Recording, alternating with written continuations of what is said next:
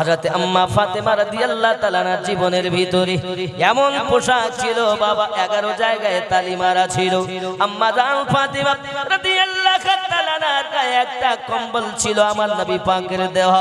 ওগো আমার জননীরা ভালো করে শুনুন, একদা হযরত আলী রাদিয়াল্লাহু তাআলা আনহু কি আপনার কেনা বাড়িতে এসেছেন, এসে বলছেন বিবি রে খাবার কিছু আছে নি? না স্বামী আমার কিছুই তো ঘরে দেখি না। হঠাৎ করে আলী বলেন বিবি আমার বাজারের ব্যাগটা আমাকে দাও, আমি যাব বাজার আপনার কিনা মদিনার গলিতে কাজ কাম করতে। কাজ কাম করি যেটুকু কাম করব বিবি ওইটুকু আমি বাজার করে দিয়ে আসবো বিবি। সারাটা দিন হযরত আলী রাদিয়াল্লাহু তাআলা আনহু মদিনার গলিতে ঘোরাফেরা করার পরও আপনার কোনো কাজ পাওয়া গেল না। সন্ধ্যাবেলা বাড়ি এসেছেন, বিবি সাহেবা জিজ্ঞাসা করেন স্বামী খবর? সঙ্গে সঙ্গে স্বামী আমার খালি ব্যাগখানা দিয়েছেন। হযরত ফাতেমা আল্লাহর শুকরিয়া আদায় করে বলেন ওগো আমার স্বামী থাকে যদি নসিবে আপনি আসিবে, আল্লাহ নসিবে রাখে নাই বলে পাওয়া যায় নাই, কোনো দুঃখ নাই। সারাদিন পর যদি স্বামী খালি প্যাকেট বাড়িয়ে আনে তো কি বল খেত দিতে পারো খেত জন্য তো কুদুমি দেখাও তো থাকো তুমি বাড়ি চললাম বাপের বাড়ি অতি তাড়াতাড়ি।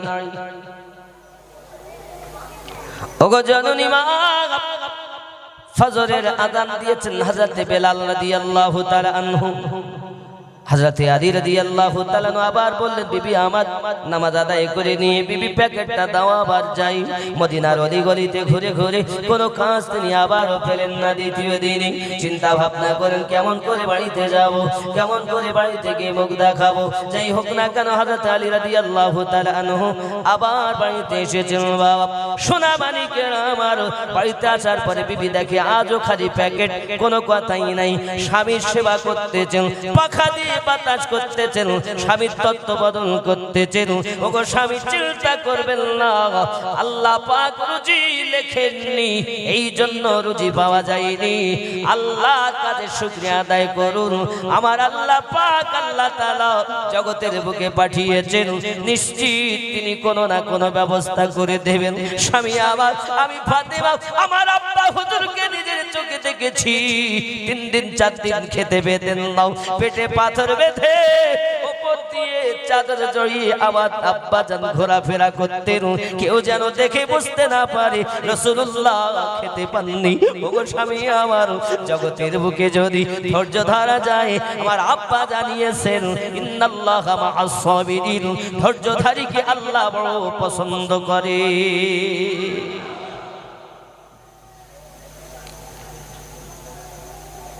হযরত আলী রাদিয়াল্লাহু তাআলা সেবা করছেন বিবি।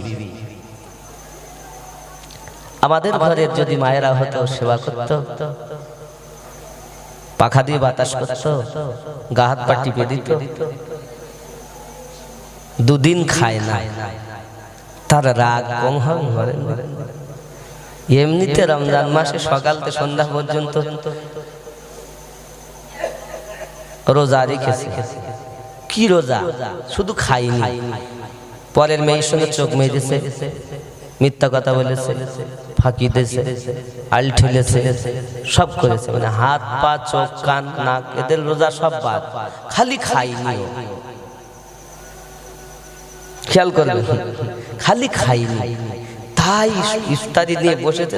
কি খাওয়া খাবে মনে হচ্ছে সব খেয়ে ফেল, অল্প কিছু খাওয়ার পরই এত বরকত এত বরকত, আর হয় না হুজুর আর একটু খান, আর হচ্ছে না। যারা 2 দিন খান, কারবালার মাটিতে 3 দিন খান, তাদের কি অবস্থা ছিল বা খেয়াল করবেন। রমজানুল মুবারক মাসে যখন আপনি দুপুর মানে বেলা ঢলে যাওয়ার পর যখন পিপাসা ক্ষুধার তাড়না হবে, তখন আপনি একটু কারবালার চিন্তাটা নিজে নিজে চিন্তা করবেন যে আল্লাহ আমি একদিন খাই না, পানি পান করি না, তাই যদি এই অবস্থা হয়, এই কয়েক ঘন্টার মধ্যে যদি আমার এই দশা হয়, কারবালার মাটিতে তো 3 দিন পর্যন্ত পানি পর্যন্ত খেতে পাইনি, খাবার তো দূরের কথা। যুবক আমার সোনা মানিকেরা স্বামী স্ত্রী নামাজে সারা আদায় করেছেন, কিছুক্ষণ আরাম করেছেন, আবার তাহাজ্জুদ নামাজ পড়েছেন। জোরে বলুন সুবহানাল্লাহ। আমাদের ঘরে মায়েদের কাছে তাহাজ্জুদ নামাজ নাই, জীবনে ফরজ নামাজগুলো ঠিক মতো পড়ে না, কত নামাজ কাজা হয়ে যায়, কিন্তু সিরিয়াল একটাও কাজা হতে দেয় না। ঠিক না? আজকে কিন্তু সিরিয়াল ভালো দেখতে পাইনি। মনে বলে বলে আমিনুদ্দিন ভাই কোনো চিন্তা নাই, আগামী কাল আবার কাজা আদায় করে নেব। তৃতীয় দিন আবার হযরত আলী রাদিয়াল্লাহু তাআলা মদিনার অলিতে গলিতে কাজের জন্য সন্ধান করে করে বেড়াচ্ছেন বাবা। এমন সময়তে যখন আপনার দেখা গেল সন্ধ্যা ঘনিয়ে আসে, কোনো কাজ পাওয়া গেল না, হযরত আলী রাদিয়াল্লাহু তাআলা আনহু আবার বাড়িতে রওনা দিয়েছেন। বিবি সাহেবা স্বামীর সেবাতে লেগে গেছেন, পাখা দিয়ে বাতাস করে হাত পাগুলো টিপে দেন। হঠাৎ থেকে স্বামীর চোখ দুটো যেন ভিতরে ঢুকে গেছে, বাবা মুখটা শুকিয়ে গেছে। স্বামীকে ডাক দিয়ে বলেন, আমার স্বামী, আজ আপনার কাছে আমি একটা দাবি করতে চাই, পারবেন পালন করতে? কি বিবি আমার, বলো না। ওগো আমার স্বামী, আমি তো ছিলাম বাড়ি, আপনি করেছেন মদিনার অলি গলিতে ঘোরাঘুরি, একটি কাজের জন্য কেউ কাজ দিল না। আমার পিতা আমাকে যে চাদরখানা দিয়েছেন, এই চাদরখানা মদিনার বাজারে বিক্রি করি, বিনিময়ে কিছু খাবার আপনি কিনে আনুন, বিনিময়ে কিছু আপনি বাজার করে আনুন, আমি ফাতেমা নিজ হাতে খাবার তৈরি করি আপনাকে খেতে দেব। আমি ফাতেমা আপনার দুঃখ আপনার কষ্ট সহ্য করতে পারি না। স্বামী আমার এতটুকু দাবি কি আমি ফাতেমার রাখবেন নাকি? হযরত আলী বলেন, বিবি রে, এই চাদরটা বরকতি চাদর, এই রহমতি চাদর, এই চাদরটা সবাই আদর করতে পারবে না বিবি, চাদরটা নিয়ে যাওয়া সম্ভব নয়। হযরত ফাতেমা বলেন, আমার স্বামী, আল্লাহ পাক আল্লাহ তাআলা জগতের বুকে পাঠিয়েছেন, স্বামী হলো স্ত্রীর জন্য নিয়ামত। আমার নবী জানিয়েছেন, আল্লাহ ব্যতীত যদি কারো সেজদার হুকুম দিতেন, আমার নবী পাক বললেন, প্রত্যেক স্বামীকে বলা হতো, প্রত্যেক স্ত্রীকে বলা হতো, তোমরা তোমার স্বামীকে সেজদা করো। আল্লাহ ছাড়া কারো সেজদার হুকুম নাই, এই জন্য স্বামীর সেবাতে আমার আল্লাহ খুশি হয়ে যায়। পারবেন নি আমার চাদরখানা নিয়ে বাজারে বিক্রি করতে? হযরত আলী রাদিয়াল্লাহু তাআলা আনহু ফাতেমা নবী পাকের কলিজার টুকরা, তার মনের আশা পূর্ণ করার জন্য ওই চাদরখানা নিয়ে মদিনার বাজারে চলে গেলেন। জোরে বলুন সুবহানাল্লাহ। আপনার আমার মায়ের ব্যবহার করা চাদর নয়, আপনার আমার মায়ের ব্যবহার করা পোশাক নয়। খাতুনে জান্নাত যিনি, জান্নাতি নারীদের সরদারিনী যিনি, যে ফাতেমা এলে আমার দরুদি নবী উঠে দাঁড়িয়ে যেতেন, সেই ফাতেমার ব্যবহার করা চাদর। যে ফাতেমা এলে আমার দয়াল নবী বসে থেকে উঠে দাঁড়িয়ে যেতেন, আদব সম্মানার্থে। কেন? বাপ মেয়ের জন্য আদব করে না তো?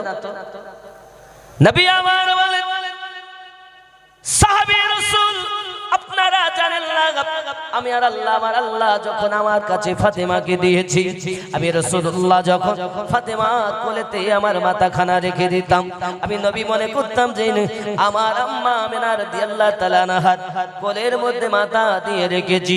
ফাতেমা আমার কন্যা নয়, ফাতেমা আমার মায়ের মতো।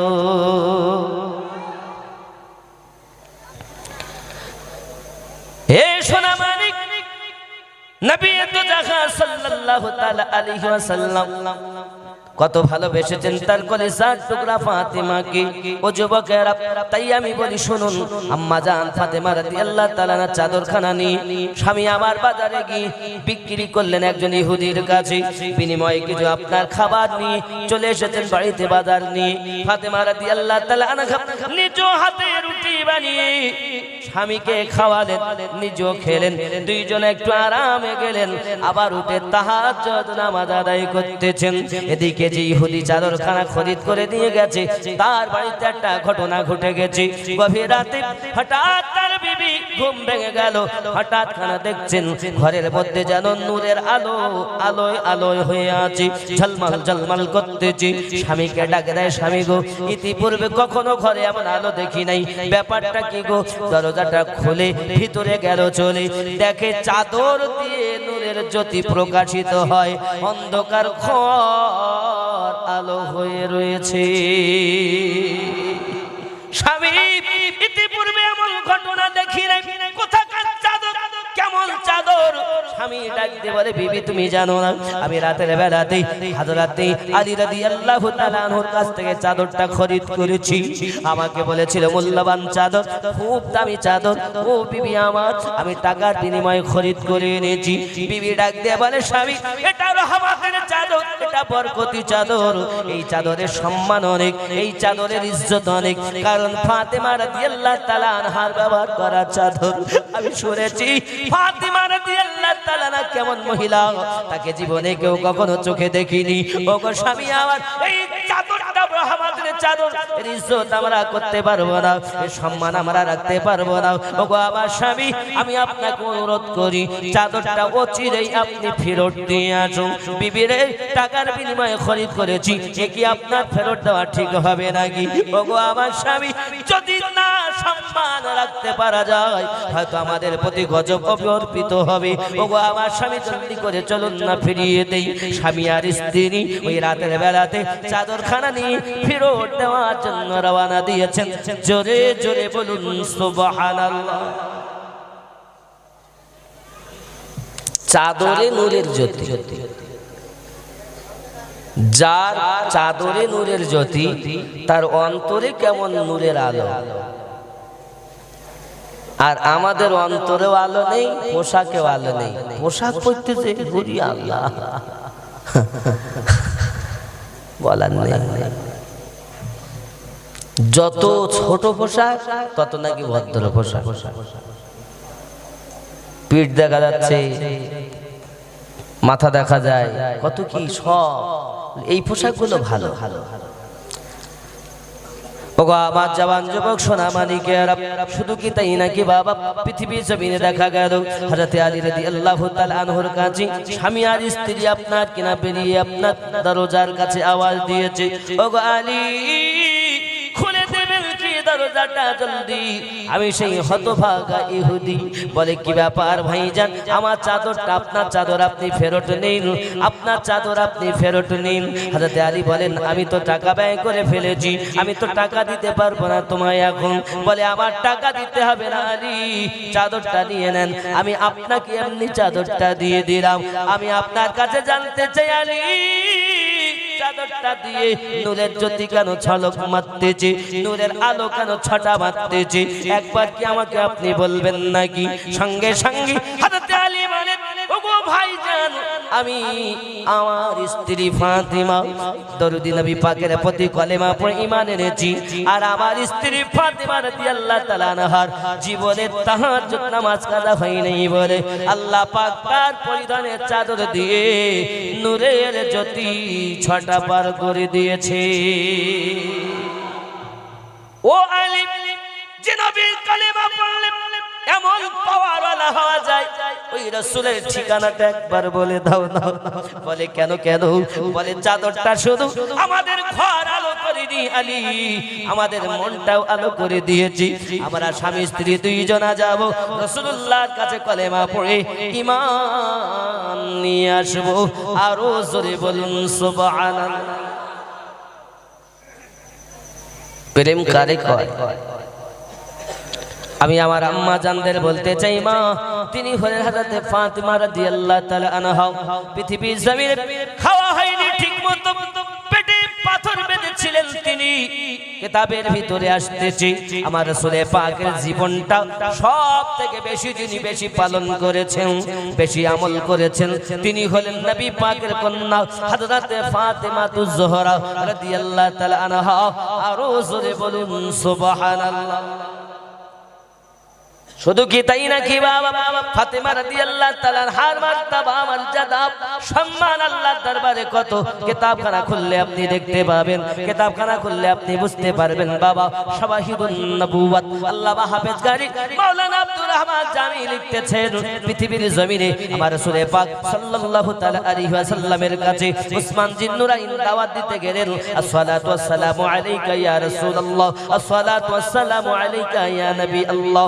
বোঝা গেল নবী পাককে ইয়া রাসূলুল্লাহ বলে সম্বোধন করা স্বয়ং সাহাবীদের সুন্নাহ। আর আমরা ইয়া রাসূলুল্লাহ বললে বেদাত খুঁজে পাই, আদাত বেদাত কুদাত বেদাত, শুধু বলে বেদাত বেদাত। যে কথা জীবনে শোনেননি সে কথা এখন শুনতে পাবেন। শোনা যাচ্ছে না? শোনা যাচ্ছে না? দোয়া নেই, মিলাদ নেই, কিয়াম নেই, জানাজার পর দোয়া নেই, নেই। আমি বলি বন্ধু নেই বলো না, বলো তোমার জানা নেই। যদি এখানে স্টেজে আমি আমিনুদ্দিন আপনাকে দেখাতে পারি, খালি আমি গাড়িতে কিতাব আনতে পারবো আর দেখাবো, তুমি বলো জানা নেই, শুধু বলে নেই নেই, বেদাত। কি যন্ত্রণা বাবা, কি সমস্যা। আমার পা আমার হাত, আমি সালাম কিয়াম করবো তোর গাজা লাগা। ওরা বলে নেই, ইয়া রাসূলুল্লাহ বলা যাবে না। আমি বলি বন্ধু সহিহ মুসলিম শরীফ বাবুল হিজরা, মক্কা থেকে মদিনা হিজরত করাকালীন আমার নবী পাক মদিনায় যখন পৌঁছালেন, আবু বকর রাদিয়াল্লাহু তাআলার সঙ্গে সময়টা রাতের বেলা ছিল। বাবা আবাল বৃদ্ধা বনিতা এবং মহিলারা ঘরে ঘরে ছাদের উপরে, আর গোলামেরা সব রাস্তায়। আমার নবী যখন যান তখন সবাই স্লোগান দিয়েছিলেন, ইয়া মুহাম্মাদু ইয়া রাসূলুল্লাহ, ইয়া মুহাম্মাদু ইয়া রাসূলুল্লাহ। মুসলিম শরীফের হাদিস শরীফে আছে আমার নবী পাককে ইয়া রাসূলুল্লাহ বলে সম্বোধন করা মদিনার সাহাবীদের সুন্নাহ। রাসূলের চারজন সাহাবী বিশিষ্ট, সিদ্দিক ফারুক, দুইজন হলো শ্বশুর, উসমান আলী, দুইজন হলো জামাই। কথা কি বুঝতেছেন বন্ধু আমার?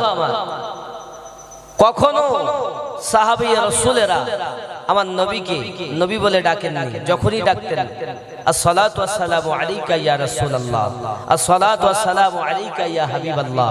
জোরে বলুন সুবহানাল্লাহ। তুমি আজ এসে বলছো তো নাই বেদাত আদাত কুদাত, তুমি খুঁজে পাচ্ছ না। পেশাব করার দোয়া খুঁজে পেলে, পায়খানা করার দোয়া খুঁজে পেলে, আর আমার নবীর মিলাদ পেলে না। হিংসা কেন এত? আমি বলি নাই কথা বলো না, বলো তোমার জানা নাই। যুবক খুব খেয়াল, আমাদের নবী সাল্লাল্লাহু আলাইহি ওয়াসাল্লামকে ক্ষমতা কে দিয়েছে? দাদা হুজুর পীর কিবলাকে ক্ষমতা কে দিয়েছে? বসিরহাট হুজুরকে ক্ষমতা কে দিয়েছে? আল্লাহ দিয়েছে। আল্লাহ দেওয়া ক্ষমতায় তারা ক্ষমতাবান হয়েছে, ঠিক কিনা? এখন আল্লাহ প্রদান করা জ্ঞানকে যদি কেউ অস্বীকার করে, তাই সে তো আল্লাহকেই অস্বীকার করে নাকি গো? ওগো আমার জওয়ান যুবক সোনামানিকেরা, জগতের বুকে প্রেম করুন, মোহাব্বত করুন আমার নবী পাককে। নামাজি হন, পরেজগার হন, নিজে নামাজি হন, বাচ্চাগুলোকে নামাজি বানানো। যদি বাবাজি আমার মসজিদ আজান দেয় হাইয়া আলাস সালাহ, বিছানায় শুয়ে বলে তোরাই মসজিদ চালাও, চালাস না যেন ভোরবেলা। এই জননী মা খালাও, আপনি জোরে একটু চিন্তা ভাবনা করুন, জোরে কথা না বলে কথাগুলো একটু শুনুন, খুব আমল করার চিন্তা ভাবনাতে। ওগো জননী, আপনারই মতো একটি মায়ের পেট দিয়ে নবীগণ দুনিয়ায় এসেছেন, আপনারই মতো মায়ের পেট দিয়ে গওস এসেছেন, আপনার মতো মায়ের পেট দিয়ে জগতের বুকে খাজা মাইনুদ্দিন এসেছেন, আপনার মতো একটি মায়ের পেট দিয়ে মুজাদ্দিদ আল ফেসানি হুজুর এসেছেন, আপনারই মতো একটি মায়ের পেট দিয়ে বাবা আমার এমনি করে সরকার আলা হযরত আজিমুল বরকত আগমন করেছেন, আপনারই মতো একটি মায়ের পেট দিয়ে মুজাদ্দিদ জামান দাদা হুজুর পীর কিবলা রাহমাতুল্লাহ আলাইহি আগমন করেছেন। মা আপনারা মায়ের জাতি, মায়ের মতো জীবন যাপন করবেন, যেন নায়িকা হয়ে থাকবেন না। ওগো আমার জননী, পৃথিবীর জমিনে যদি আমার মায়েরা জীবনটা পরিবর্তন করে নিত, ইহ জগতে লাভ হতো, পর জগতে লাভ হতো। আমার নবী পাকের মহব্বত করবা। ওগো আমার জননীরা, সিরিয়াল দেখে দেখে সিরিয়ালের মতো জীবন যাপন করতেছো না। আমার নবী পাকের কন্যা খাতুনে জান্নাত রাদিয়াল্লাহু তাআলা আনহার জীবনীটা দেখো, তার জীবনী সম্পর্কে তুমি অবগত হও, তার জীবন সম্পর্কে জানো, বোঝো, তার জীবনের সঙ্গে নিজের জীবনটা বাস্তবায়ন করো, অবশ্যই তুমিও জান্নাতি।